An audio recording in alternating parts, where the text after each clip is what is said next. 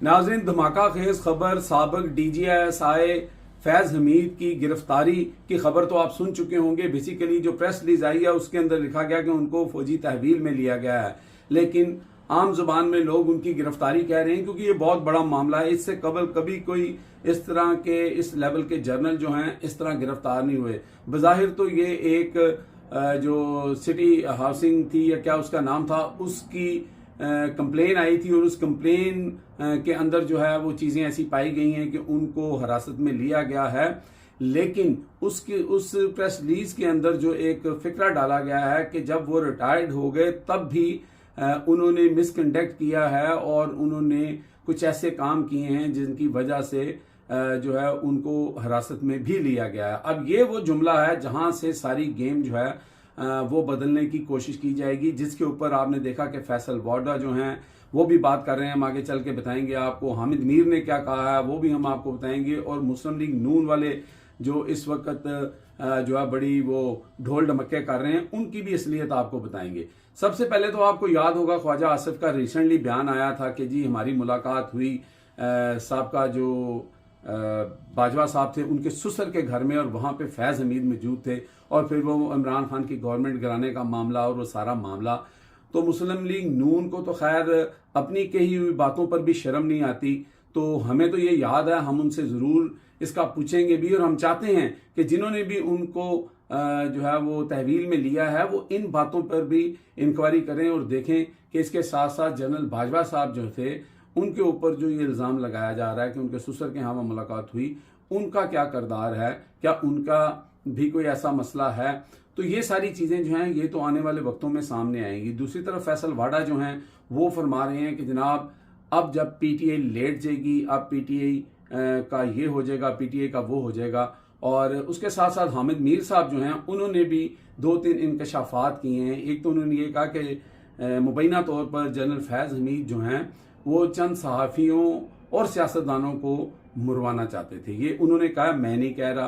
तो बात यह है कि बहुत बड़ा इल्ज़ाम है, तो इसकी भी इंक्वायरी और तस्दीक होनी चाहिए और पूछगिछ होनी चाहिए। और हामिद मीर साहब से भी पूछना चाहिए कि आपके पास कौन से ऐसे ज़राए हैं जिसके ऊपर आप ये बात कर रहे हैं।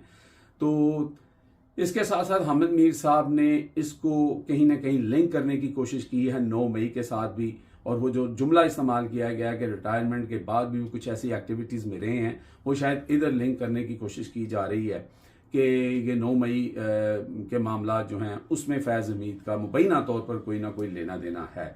अब यहाँ पर ये बात बड़ी वाज़ेह है, 2 और 2 4 हर इंसान अब कर सकता है। इतना शौर और इतनी अकल हर इंसान में आ चुकी है पिछले 2-2.5 साल में कि भाई अगर ये बात होती और ये तुर्क का पत्ता जो है वो होता उन लोगों के पास जिन्होंने 9 मई के बयानिए को या 9 मई को आड़ बना के इमरान खान और PTI को दबाने की कोशिश की, तो वो अभी तक इंतज़ार करते।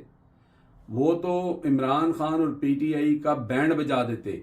इमरान खान सीना चौड़ा करके आज भी कहते हैं कि इसके ऊपर जुडिशियल इंक्वायरी कराएं, तो क्यों नहीं कराई जाती? चलें अब करवा लें, जो भी अगर ऐसा मामला है। खैर ये हामिद मीर साहब की खबर है, ये किसी और ने ये क्लेम नहीं किया। और हामिद मीर साहब जो एक सीजनल जर्नलिस्ट हैं, तो उनके पास क्या ऐसी जो है वो इंफॉर्मेशन होगी जिसकी बुनियाद पर वो कर रहे हैं। उसके साथ साथ जो है वो जो फैसल वाडा हैं वो भी इसी तरफ इशारा कर रहे हैं कि जब जी इमरान खान लेट जाएंगे सब कुछ बदल जाएगा।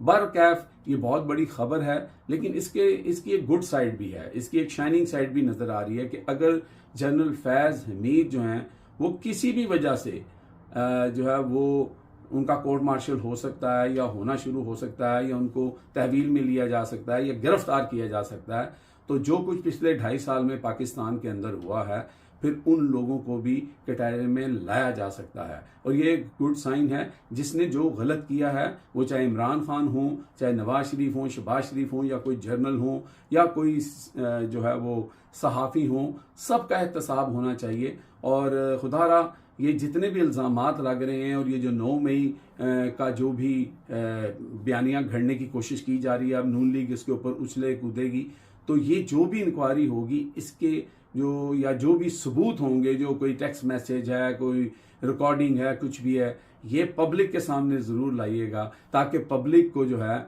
वो सच और झूठ में फैसला करने में आसानी हो। बहुत शुक्रिया सुनने का। अल्लाह हाफिज़।